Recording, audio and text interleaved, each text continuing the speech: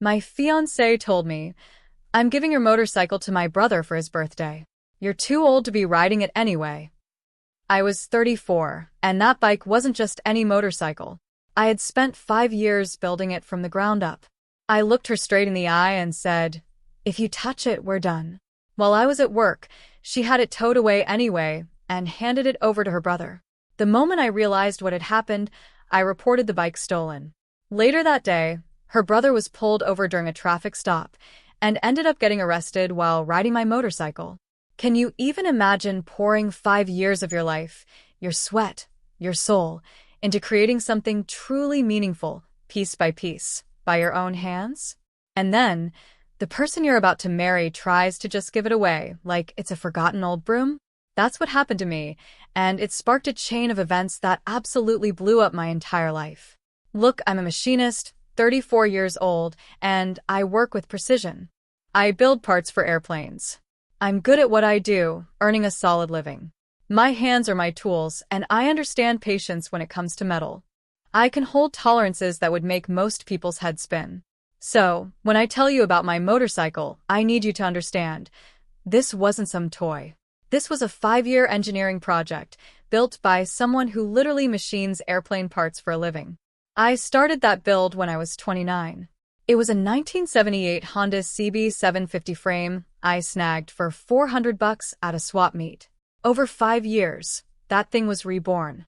I machined custom engine brackets, valve covers, foot pegs, all of it after hours, with my boss's blessing. I rebuilt the engine from the ground up. New pistons, new rings, cam chain, I even lapped the valves by hand. I welded the subframe modifications myself, painted it a British racing green with a single cream stripe in my buddy's garage. We're talking about an investment of around $14,000 in parts and services I couldn't do myself, like powder coating or the seat upholstery. That doesn't even begin to count the thousands of hours I put into it. If I build my time at just $30 an hour, that's over 36 grand in labor. But I didn't build it for money. I built it because building things, creating with my hands, that's who I am. Every single bolt, every bracket, every weld on that machine has my hands on it. It is, without exaggeration, the single most meaningful object I own. The bike is titled, registered, and insured in my name. I have every receipt, every part order. Over 400 photos documenting the entire 5-year journey from a bare frame to a running, roaring motorcycle. Now, my fiancée, bless her heart, she never liked the bike. She was upfront about that from day one of our 3-year relationship. She thought motorcycles were dangerous, called my garage time obsessive, and even joked, "It's your other girlfriend," though the tone was usually more than half serious. I respected her concerns. I always wore full gear, never pressured her to ride. I rode maybe twice a month, short Sunday morning routes, back by lunch. It wasn't some all-consuming force in our lives. It was my hobby. She's a dental hygienist, practical, organized, and has some pretty strong opinions on how people should live their lives. When we got engaged 8 months before all this blew up, one of the first things she said was, "I assume the bike goes once we're married, right?" I just looked at her. "No." She said, "We'll talk about it." I said, "There's nothing to talk about. The bike stays." This conversation happened 3 more times, and each time, her stance hardened. It wasn't just about safety anymore, it was about maturity and priorities. She said a 34-year-old engaged man shouldn't be playing with motorcycles. She wanted the garage space for storage, or even better, to convert it into a home office for herself. Each time, my answer was the same. No, the bike stays. Then, about 5 weeks before the day, she brought her brother into it. Her brother, 26, works as a valet. He's not a bad kid, but he's always between things, between jobs, apartments, plans that never quite materialize. He'd been talking about wanting a motorcycle for a year, despite having no license, no money, and certainly no discipline to build or maintain one. But in their family, wanting something was apparently step 1 of a 3-step plan where steps 2 and 3 were someone else provides it. One Tuesday night, she sat me down. Completely serious, she said, "I've decided I'm giving the bike to my brother for his birthday next month. He's wanted one forever. You barely ride it, and honestly, you're too old for that thing anyway. Too old. I'm 34. I'm a machinist who can deadlift 315 pounds, and I play in a softball league. I'm not exactly falling apart. I looked at her, my voice low. You're not giving anyone anything. That's my bike. I built it. She just shrugged. We're getting married. What's yours is mine, and I think it's a generous gift that solves two problems. My brother gets what he wants, and we get the garage space. My blood ran cold. That bike is titled to my name, registered to me, insured by me. We are not married yet, so it is not a marital asset. And even if we were, you don't get to unilaterally give away someone else's property. You are being unbelievably selfish. It's a motorcycle. He's my brother, she shot back. I met her eyes, and I said, very, very clearly, touch it, and we're done. She rolled her eyes, actually rolled them. You'd end an engagement over a motorcycle? I'd end an engagement over someone stealing my property, yes, I replied. She called me dramatic and stormed off to bed. I genuinely thought that was the end of it. I truly believed the conversation was over. That was my mistake. My grave mistake. 2 weeks later, a Thursday, I left for work at 6 a.m. like always. Came home at 4:30 p.m. Pulled into the driveway, opened the garage, and it was gone. The cover was on the floor, the battery tender unplugged and neatly coiled on the workbench. The spot where my motorcycle had sat for 3 years was just empty. Just the oil stains on the concrete, where it used to drip. I stood there for maybe 30 seconds. My mind went blank, then a cold dread washed over me. I walked inside. She was on the couch, casual as anything, scrolling on her phone. She looked up. Before you freak out. Where is my motorcycle? My voice was flat, hollow. I had it towed to my brother's place. It's his birthday present. I arranged a flatbed this morning after you left. It's done. And honestly, once you calm down, you'll see this was the right. Who towed it? A towing company. I found them online. Did you sign for the tow? Yes. On a vehicle you don't own, aren't registered on, and aren't insured on? She blinked. That question hadn't occurred to her. Not once. I said, I'm calling the police. She laughed. Actually laughed. You're going to call the police over a motorcycle? They're going to laugh at you. My titled, registered, insured vehicle was removed from my property without my knowledge or consent. That is theft. It's not theft. I'm your fiancé. I live here. You don't own the bike. You don't own this house. Your name isn't on the title, the registration, or the insurance. You had a vehicle towed that doesn't belong to you and gave it to someone else. That is textbook theft. I walked back to the garage, pulling out my phone and dialing the non-emergency line. She followed me out, suddenly less confident, her laughter replaced by a tremor in her voice. You're really doing this? I told you what would happen, I said, my voice ice cold. You did it anyway. The officer who arrived was incredibly professional. I gave my statement, showed him the title from my fireproof lockbox, the registration, the insurance card. I pulled up those 400 build photos on my phone, proving beyond a shadow of a doubt that this bike was mine, that I'd poured my life into it. I gave him the full description. 1978 Honda CB750, custom cafe racer, British racing green with a cream stripe, specific modifications. He asked her for her side. She repeated that she was my fiancée, that it was a disagreement about shared property.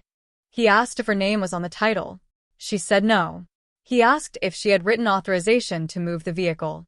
She said no. He looked at her and said, very calmly, "Ma'am, that constitutes unauthorized use of a motor vehicle." That's when she started crying. He wasn't moved. He filed a report.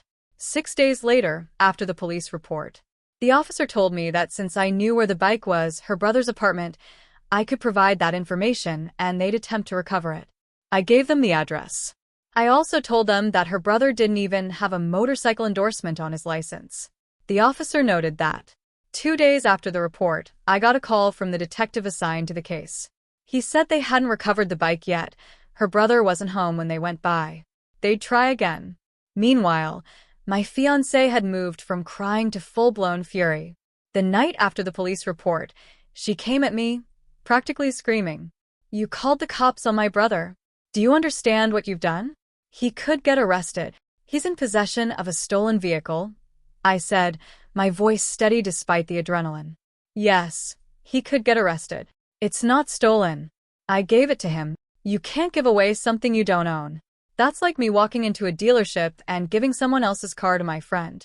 It doesn't work that way. We are engaged. We are about to be married. Everything in this house. We're not engaged anymore." That shut her up. I reached into my pocket, pulled out the ring. I'd been carrying it since the day I found the garage empty, knowing this moment was coming. I set it on the kitchen counter. It was a $3,800 ring. Modest by internet standards, but significant by mine. She just stared at it. "You're ending this over a motorcycle?" she whispered. "I'm ending this because you stole from me. You ignored my explicit boundary. And your reaction to being caught was to tell me I was overreacting. Those are 3 separate reasons, and any one of them would have been enough." She picked up the ring, put it back in its box, and said, "I'm keeping this." "That ring was a conditional gift, contingent on marriage," I countered. "We're not getting married. In this state, the ring goes back to the giver when the engagement is broken." "Since when are you a lawyer?" "Since about 4 hours after you stole my motorcycle. I've done some reading." She left that night, went to her parents' house, took the ring with her. I documented it. Added it to the file. The ring was a fight for another day. The motorcycle was the priority. Now her brother, the birthday boy, the 26-year-old valet, who now had a custom cafe racer worth 5 to 10 times his annual income sitting in his apartment parking space, did not contact me, did not apologize, did not offer to return the bike. Instead, he did possibly the dumbest thing he could have done.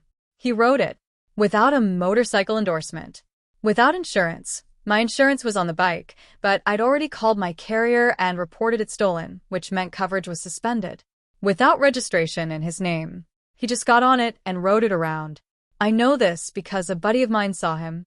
My friend was at a gas station and watched my bike, my unmistakable British racing green cafe racer that maybe 3 people in our entire metro area would recognize, pull in with her brother on it.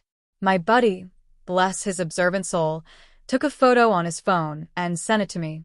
Her brother wasn't even wearing a helmet on my hand-built bike. Without a license, without insurance. I forwarded the photo to the detective with a timestamp and a note. The subject is operating the reported stolen vehicle without a motorcycle endorsement or helmet.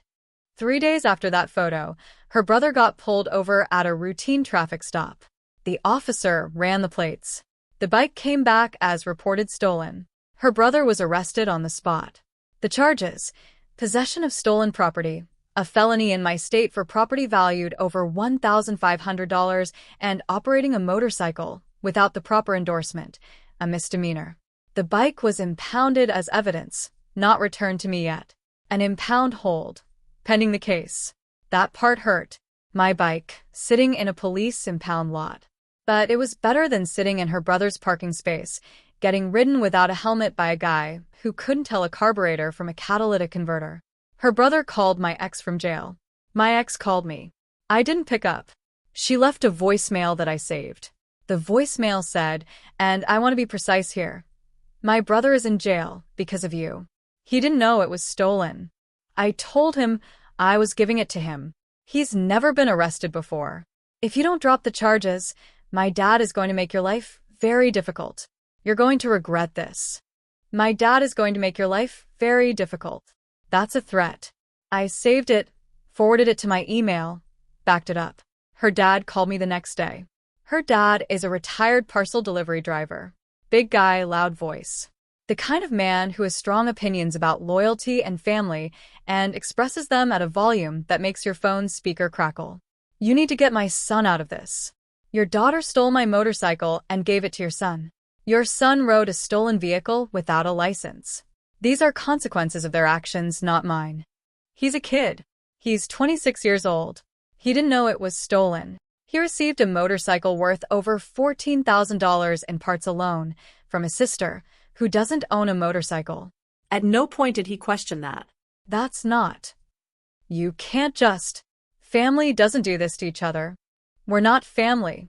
Your daughter and I aren't engaged anymore. And even if we were, theft is theft. He called me a coward. Said I wasn't man enough to handle this face to face. Said he was coming over. I told him that if he showed up at my house, I'd call the police again. I mentioned I had his daughter's threatening voicemail already saved. He didn't come over. 3 weeks later. This is the last update, and it's a dense one because a lot happened once the legal system started turning. Her brother spent one night in county jail before his parents bailed him out for $2,500. He was arraigned the following week. The felony possession of stolen property charge was the big one. His public defender asked the DA to reduce it, arguing he'd received the bike in good faith, as a gift, and didn't know it was stolen. The DA reviewed the police report and my evidence file, which by this point included the title, registration, insurance, billed photos. The text exchange where my ex explicitly told me she was giving the bike to her brother, and that saved voicemail where she threatened me after his arrest. The DA did not reduce the charge. The evidence that the bike was mine was ironclad. And my ex's text messages proved she knew I hadn't consented. Her brother, claiming good faith, was completely undermined by the fact that his own sister had texted me saying she was giving him the bike, meaning the family knew the bike wasn't hers to give. The DA told his public defender that if the brother wanted to argue good faith, he needed to testify that his sister lied to him about ownership, which would effectively mean throwing his sister under the bus in open court. His public defender wisely advised him to take a plea deal. The deal: plead guilty to a reduced charge of unauthorized use of a motor vehicle, a misdemeanor. Sentence: 18 months of probation, $2,000 in restitution to me for storage and impound fees, and the motorcycle returned immediately. He took the deal. Smart move. That felony would have wrecked him.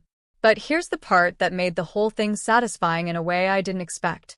Because the brother took the plea, the DA's office opened a separate inquiry into my ex-fiancée. She wasn't just a witness. She was the one who orchestrated the theft. She arranged the tow. She signed for it. She directed the stolen property to her brother. The brother's plea deal explicitly stated that the vehicle was provided to him by a third party without lawful authority, and that third party was my ex. The detective called me about 10 days after the brother's plea. He said the DA was considering charges against my ex for theft of a motor vehicle. Not possession, actual theft, because she was the one who had the bike removed from my property and transferred to someone else. The brother just received it. She was the one who took it. In my state, theft of property valued between $5,000 and $25,000 is a Class 3 felony. The bike's documented value, based on parts receipts, comparable builds, and the insurance valuation I'd submitted, was approximately $14,000. A felony for giving her fiancé's motorcycle to her brother as a birthday present. Her family's attorney, they'd hired one by this point, the same one handling the brother's case, contacted the DA and proposed a deal. My ex would plead no contest to a misdemeanor theft charge, pay full restitution for any costs I incurred, and serve 2 years of probation. In exchange, the DA wouldn't pursue the felony. The DA asked for my input as the victim. The victim liaison called me and asked if I had any objections to the proposed resolution. I thought about it for exactly one evening. Here's what I weighed. On one hand, she stole my motorcycle. She'd been warned. She did it while I was at work. She arranged a flatbed tow of a vehicle she had no legal right to touch. She gave it to her brother, who rode it without a license, without insurance, without a helmet. When caught, she threatened me. Her family tried to bully me into dropping it. At no point did anyone in that family say, "We were wrong." On the other hand, a felony would follow her for life. She's a dental hygienist. Most healthcare positions require background checks. A felony conviction could cost her career and her professional license. She's 30 years old. I told the victim liaison I had no objection to the misdemeanor plea, but I wanted full restitution. That included the $2,000 in impound and storage fees, $350 for the new garage lock I'd installed, and $185 for the inspection I had a mechanic do on the bike after recovery to ensure her brother hadn't damaged anything during his unlicensed joyrides. Total restitution, $2,535, plus 2 years of probation, plus a misdemeanor theft conviction on her record. She took the deal. She had to. The bike was released from impound on a Wednesday afternoon. I took the day off work. Drove to the impound lot with my buddy, who has a truck and a trailer. The clerk processed the release. I walked into the lot and there it was. My British Racing Green Cafe Racer, sitting between a beat-up Nissan and a work van, covered in dust, with a yellow impound tag wired to the handlebar. I just stood next to it for a minute, checked it over. A few new scratches on the tank, minor, probably from the impound lot, not from riding. The valve covers I machined myself were intact. The seat was dirty, but undamaged. Everything else looked right. My buddy helped me load it onto the trailer. On the drive home, he just looked at me. "You good?" "I'll be once it's back in the garage," I said. We unloaded it. I rolled it into the garage, put it on the center stand, plugged in the battery tender, and put the cover over it. Then I stood there for a minute, looking at the shape of it under the cover. And I'll be honest, my eyes got wet. Not because of the drama or the legal stuff or the breakup. It was because I'd spent 5 years building that machine with my own hands, and someone had tried to take it from me like it was a piece of furniture they didn't want anymore. And it was home now. I cleaned up, locked the garage, new lock, keyed only to me, and went inside. The aftermath, briefly. Her brother has 18 months of probation and a misdemeanor on his record. He still works as a valet, but the conviction means certain hotel chains won't hire him anymore. Ironic, given that his whole problem started because he couldn't keep his hands off someone else's vehicle. My ex has 2 years of probation and a misdemeanor theft conviction. She's still working as a dental hygienist for now. The misdemeanor likely won't cost her the license. Dental boards care more about felonies and drug offenses, but it's there. Every future employer who runs a background check will see it. Every apartment application that asks, "Have you been convicted of a crime?" will require a yes. The ring. She still had it. My attorney, yes, I got an attorney for this part, a $1,500 retainer, sent a demand letter for the return of the engagement ring. Based on our state's conditional gift statute, she returned it through her attorney within 10 days. I sold it for $2,200. Resale, again, is brutal. And put the money toward my legal costs. Net out of pocket after restitution and the ring sale? Roughly $1,400 in legal fees I'll never get back. Consider it the cost of learning exactly who I was about to marry. Her mom called me one final time. She didn't yell. She sounded tired. She said, "My son has a record. My daughter has a record. Over a motorcycle." "Over your daughter stealing a motorcycle and your son riding it," I corrected her. "I didn't create this situation. I warned her. She did it anyway." She said, "I hope you're happy." "I'm not happy," I told her. "I'm relieved. There's a difference." She hung up. That was the last contact. The bike is in my garage. I replaced the battery, changed the oil, cleaned the carbs, and took it out last Sunday morning for the first time since the whole mess started. Rode for about 40 minutes. Smooth as ever. The engine note, that particular CB750 inline-4 sound that anyone who's heard one recognizes, filled my helmet. And I just breathed. I came home, backed it into the garage, put the cover on and locked up. My garage. My bike. My lock. My life. That's it. That's the whole story. 5 years of building and 5 weeks of absolute chaos. And at the end of it, the bike is exactly where it belongs. And the people who tried to take it are exactly where they put themselves. So, what do you guys think? Was I too harsh? Did I go too far? Or was this the only way to truly stand my ground? Let me know in the comments below. I'm genuinely curious to hear your take.